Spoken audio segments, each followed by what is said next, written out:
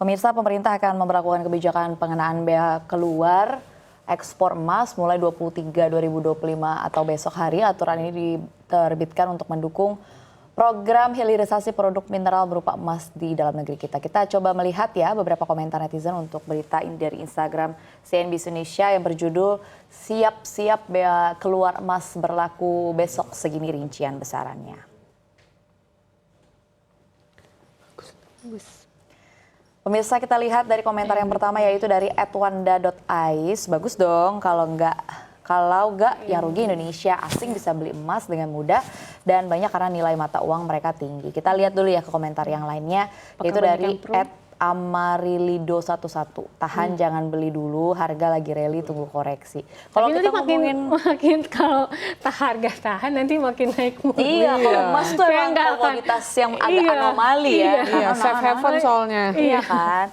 Kita lihat, tapi ya wajar aja ya, kan harganya naik terus jadi demand-nya juga tinggi. Kita lihat ke komentar yang selanjutnya yaitu dari @aldi.sevan. Saya rasa ini kebijakan bagus untuk menurunkan ekspor emas supaya cadangan emas Indo tetap berputar di dalam negeri saja. Nah, ini menarik. Sebelum kita lihat ya komentar yang lain, mungkin boleh Mbak Wilda komentari. Ini kan supply demand emas ini sangat bisa dikatakan cukup panjang prosesnya, karena juga dari barang mentah, kemudian setengah jadi sampai jadi. Ini akhirnya banyak banget proses distribusinya, mengingat juga dari komoditas emasnya sendiri ada yang dibutuhkan untuk teknologi, kemudian ada dibutuhkan juga untuk simpanan, untuk investasi, untuk perhiasan gitu. Mungkin boleh dijelaskan kira-kira dengan penerapan bea keluar ini. Sebenarnya gini, kita sudah tahu bahwa pemerintah maksudnya adalah baik, yaitu tadi untuk pertama mendorong hilirisasi, yang kedua untuk mendapatkan leverage paling tinggi, apa yang diambil dari sumber daya alam di Indonesia harus menguntungkan Indonesia begitu. Tapi teknisnya nanti dengan penerapan bea keluar seperti ini seperti apa? Salah satunya mungkin yang harus dihati-hati adalah jalur-jalur tikus atau jalur-jalur ilegal yang akan digunakan untuk menyalurkan emas dengan harga yang lebih terjangkau. Silakan. Kalau untuk jalur-jalur tikus kemungkinan itu kalau untuk perusahaan besar, apalagi kalau untuk emas, apalagi banyak beberapa emiten kan kita juga produsen emas, itu kemungkinan agak potensinya nggak terlalu besar. Iya, kita nggak akan terlalu khawatir besar. Nggak khawatir. Kalau untuk yang jalur ilegal yang dikhawatirin ya tambang ilegalnya makin marak. Itu sih yang jadi yang akan jadi khawatirannya. Tapi kalau untuk yang produsen legal, yang produsen besar yang kita udah tahu yang reliable lah ya, maksudnya. Apalagi emiten-emiten, saya rasa sih nggak akan sampai segitu, tapi memang itu akan lebih ke menggerus margin mereka sih, kayak gitu. Dan ini kenapa mereka ekspor kayak gitu? Ini juga ada waktu itu di Ruth Antam juga sempat menceritakan kenapa mereka lebih pilih ekspor daripada misalnya menjual ke Antam misalnya kayak gitu. Ini ternyata mereka maunya tuh kalau misalnya mau jual emas, mereka kita harus si pembeli ini harus ngebeli juga peraknya kayak gitu, kayak bundling gitu satu kesatuan. Jadi nggak bisa emasnya doang, peraknya lo harus ikutan dibeli. Tapi masalahnya ketika kita pembeli domestik beli bundling emas dan perak, itu ada PPN lagi 13%. Nah ini yang mungkin yang cukup memberatkan si pembeli dalam negeri. Jadi banyak sih sebenarnya, banyak isunya sebenarnya, variabel pengikutnya betul kayak gitu. Distorsinya itu cukup banyak di rantai distribusi emas. Kalau saya boleh tambahkan sedikit, saya sempat melihat juga proses produksi emas di Gosowong, itu salah satu supplier dari Antam juga. Sebenarnya karena saya pernah lihat fisik, jadi saya mengerti gitu, karena memang satu dore itu ukuran segini digabung begitu, belum dipisahkan, belum dimurnikan. Karena kalau dimurnikan butuh kos lagi, butuh logistik lagi begitu. Jadi wajar saja apabila ada distorsi yang akhirnya efeknya produsen emas ini memilih untuk ya udah dah kalau gitu jual keluar aja. Tapi kan pasti dengan bea keluar ini pengaruhnya juga cukup besar begitu ya ke angka produksi, dan nanti perbedaannya kalau mereka mau langsung ekspor dalam bentuk dore begitu kan pasti jadinya lebih kompetitif. Oh, apakah saya jual ke dalam negeri aja ya? Karena ternyata harganya misalnya katakan beda tipis karena mereka harus bayar bea keluar. Tapi mungkin pertanyaan saya buat Mbak DJ lebih ke makro ya. Hubungannya sama bullion bank itu apa ya? Nah, ini sebenarnya tadi juga udah disampaikan, udah kita singgung dikit nih tipis-tipis soal bullion bank, di mana sebenarnya PMK ini tujuannya juga untuk memperkuat pasokan bagi bullion bank. Karena seperti diketahui tadi ya, untuk pasokan di dalam negeri aja kita istilahnya masih harus impor gitu. Dan dengan ada PMK baru ini dengan bea keluar yang dikenakan, mungkin bisa jadi nanti produsen emasnya bisa memasok ke dalam gitu. Karena kan tadi juga ada kewajiban dari Antam sebagai bagian dari Bullion Bank gitu, ekosistemnya. Nah ini sebenarnya baik sekali dan kebetulan kita juga memandangnya sangat positif. Kenapa demikian? Karena permintaan emas di dalam negeri juga harusnya sedang tinggi-tingginya nih gitu. Karena emas masih dipandang sebagai safe haven, terus harganya juga sangat tinggi, kompetitif sekali gitu, dan promising dari sisi investasi. Nah ini jadi kita lihat harusnya sih ini bisa nanti menyukseskan Bullion Bank juga gitu. Jadi minat masyarakat tuh untuk membeli emas mungkin nanti atau investasi emas bisa dipenuhi lewat Bullion Bank, dan Bullion Banknya juga punya kapasitas atau punya supply yang memadai gitu, dan lebih murah ya. Asetnya real juga ya. Betul, asetnya real juga dan lebih murah karena kita kan akhirnya nggak nunggu dari impor tanpa biaya impor dong jadinya. Ya, jadi kita masuk sendiri dari dalam negeri. Jadi dari berbagai perspektif tuh ya, kita harus diuntungkan sebenarnya kalau aturan dari bea keluar ini memang berhasil. Satu lagi kalau hilirisasi akhirnya pemrosesan juga nambah, lapangan kerja bertambah. Kemudian juga smelter juga kan pasti nambah, sebenarnya kan gitu. Kita lihat ke komentar selanjutnya dulu ya, yaitu dari @sam11deka. 11 deka. Dengan pajak ekspor tersebut menjadikan komoditas emas yang telah dimurnikan di refinery smelter akan dijual di pasar lokal, bukan lagi ke pasar inter lagi, sehingga bisa diserap toko lokal dan Antam. Dengan ketersediaannya, stok di butik Antam akan menjadikan harga di distributor akan ikut melandai. Tapi kayaknya komennya komentarnya lagi serius-serius ya. Lagi serius-serius, sudah dipilih soalnya, tapi ini komentar netizen CNBC Indonesia smart sekali. Tapi benar, tapi kalau misalnya dibilang distributor akan berpengaruh, sebenarnya enggak ya, karena kan harga emas kan udah ada acuannya. Nggak bisa dibilang harga begitu. di Antam kan juga mengacu ke harga internasional, harga global, nggak lantas juga. Kita produksi sendiri terus kita beli sendiri, harganya juga langsung murah. Nggak apa-apa, perspektif yang menarik. Kita lihat ke komentar yang terakhir, yaitu dari Isan_official. Bagus dong, biar fisiknya nggak langka lagi. Itu juga belum tentu tapi. Karena demand-nya juga kan ekstrim juga kan. Sebenarnya cukup banyak juga distorsi-distorsi yang terjadi di hilir permintaan Antam sendiri. Nah mungkin pertanyaan saya selanjutnya masih buat Mbak DJ. Kan sudah jelas nih apa yang ingin dicapai, mendapatkan leverage tertinggi yang optimal dari SDA Indonesia. Tapi kan ada satu yang harus dikorbankan, yaitu neraca dagang kita. Pasti kan akan langsung ngaruh dong. Misalnya katakan jadinya harga emas produksi Afrika dan Australia harganya jadi lebih kompetitif dibandingkan harga emas yang diproduksi di Indonesia. Kalau misalnya pembeli lari ke sana semua, neraca dagang kita ngaruh. Gimana analisis Anda? Kalau kita lihat sih, kalau dari BK emas sendiri kan bukan salah satu komoditas utama yang diekspor. Jadi masih ada batu bara, terus juga secara kita juga besaran volume kita kalau emas masih jauh sih dari batu bara justru.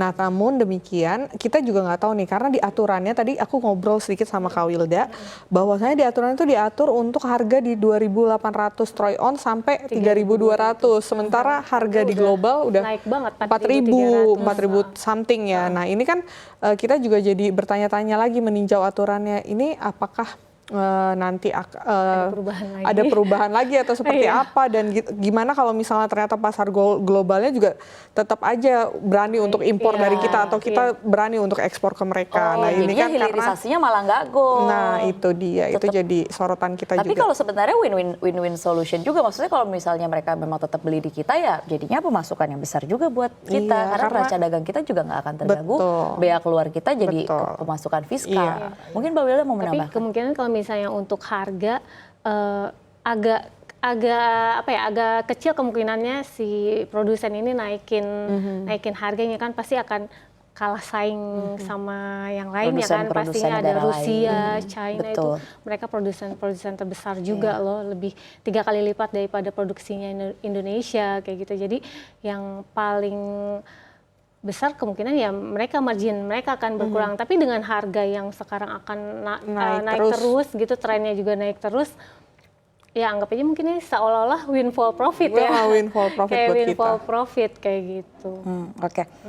Kan disebutkan bahwa mungkin boleh dikoreksi kalau kurang tepat perbedaan tarif untuk Dore. Dore ini kan nampaknya setengah mentah ya, adalah 12-15%. Kemudian Minted Bars ini nampaknya satu tingkat lebih, sudah diolah begitu ya, 7,5. Pokoknya makin diolah makin kecil. Makin diolah makin diskon Iya. biaya keluarnya, betul kan? Iya. Pak Purbaya.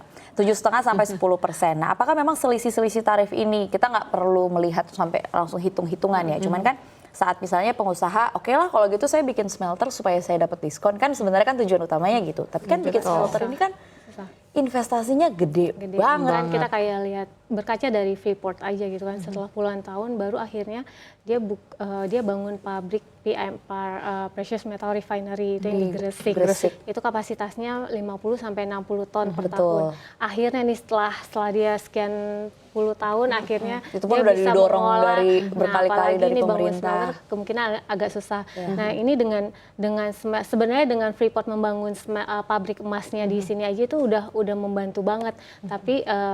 Tapi sekarang ada problem ketika kemarin kan mereka ada kecelakaan tambang itu, jadi pasokannya agak berkurang. Jadi akan berpengaruh ke pabrik ini yang harusnya bisa melaju kencang produksinya, jadi agak sempat terganggu. Nah ini kalau misalnya tapi kita hitungannya si pabrik emas Freeport aja sudah berproduksi setahun 50 sampai 60 tahun itu udah lumayan mengurangi impornya Antam katakanlah gitu. Belum lagi kalau perusahaan besar lainnya, Aman Mineral juga kan termasuk produsen tembaga dan emas kedua juga, itu juga mereka lagi bangun smelter. Nah itu ya pokoknya dengan bangun smelter tembaga, smelter emas itu kan diharapkan memang akan menambah pasokan emas di dalam negeri kayak gitu. Dan kalau untuk bangun smelter baru akan kayaknya seperti kecil kemungkinan untuk produsen, kecuali produsen ini mau nggak nih bangun joint venture kayak gitu, pasti kayak gitu joint venture. Tapi apakah sustain nggak nih? Iya betul. Kan mikir lagi nih umurnya, produksinya berapa, cadangannya sustain gak nih untuk misalnya 30 tahun ke depan atau puluhan tahun ke depan kayak gitu sih.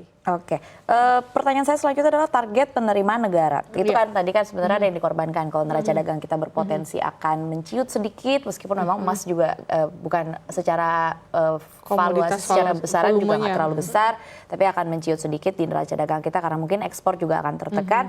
Tapi target penerimaan negara dari aturan bea keluar ini kira-kira sampai berapa besar sih? Iya, kalau kemarin kan disampaikan Pak Purbaya di DPR katanya untuk bea keluar emas dan batu bara sendiri totalnya sekitar 70 triliun ya. Dan kita lihat juga besaran untuk khusus emasnya sendiri sekitar 7,5 sampai 7,5% sampai 15%-an ya. Nah, dan dari situ kemungkinan untuk biaya keluar emasnya sendiri sih mungkin sekitar di 20 sampai 30 triliun sih untuk 1 tahun ya. Gitu. Nggak terlalu besar karena memang tadi balik lagi volume ekspor kita untuk emas kan juga nggak sebesar itu. Oke, itu tadi balik lagi sebenarnya secara moral kompasnya yang ingin dikejar ya, bahwa sumber daya alam yang keluar dari Indonesia harus kembali dulu ke negara kita. Nah, pertanyaannya secara helikopter view atau eagle view begitu. Apakah memang kebijakan ini bisa dikatakan sudah tepat waktu mengingat kondisi ekonomi yang ada, kemudian menerapkan pajak tinggi saat harga komoditas juga sedang di puncaknya memang menguntungkan negara, tapi apakah memang tidak berisiko untuk membuat akhirnya industri produsen emas ini akhirnya kaget di akhir tahun dan mungkin worst case-nya menghentikan produksi sementara? Mungkin boleh dari Mbak Wilda. Kalau sebenarnya kan ini pemerintah akan menerapkan bea keluar sebenarnya udah beberapa bulan terakhir kan. Tapi kayaknya karena tertolong harga emas juga sih, balik lagi ini akan berbeda ketika nanti harga emasnya turun nih. Komoditasnya katakan batu bara. Iya, itu akan beda sekali responsnya. Tapi ini karena ini terbantu banget nih harga emasnya lagi naik terus nih, jadi kayaknya nggak ada yang sampai menghentikan nggak produksi. ada yang komplain yang gimana itu nggak ada, masih nggak terlalu gitu karena terbantu harga yang lagi naik yang terus-terusan meningkat gitu kan. Nah ini mungkin akan berbeda ketika nanti kalau misalnya tiba-tiba harganya jatuh atau apa, nah itu sih. Tapi mungkin kemungkinan juga aturan ini juga akan diubah di otak-atik sesuai dengan kondisi harga dari global juga ya. Kalau dari redaksi melihatnya. Nah memang kalau kita lihat aturan bea biaya keluar emas ini kan bisa dikatakan adalah pedang bermata dua. Di satu sisi bisa menjadi tambang emas baru bagi kas negara atau pemasukan baru bagi kas negara, dan juga ya itu tadi tujuan utamanya adalah pemicu hilirisasi, tapi di sisi lain juga bisa menjadi bumerang yang menyuburkan penyelundupan dan juga mencekik industri yang dikhawatirkan sebenarnya. Nah, besok aturan ini kan akan berlaku dan juga kita akan langsung melihat bagaimana atau sejauh mana pasar bereaksi. Kita akan lihat bersama apakah emas kita akan menjadi emiten harta karun untuk memperkuat devisa kita atau justru malah menghilang dari pencatatan resmi negara atau bahkan menjadi lagarde bagi IHSG ke depan.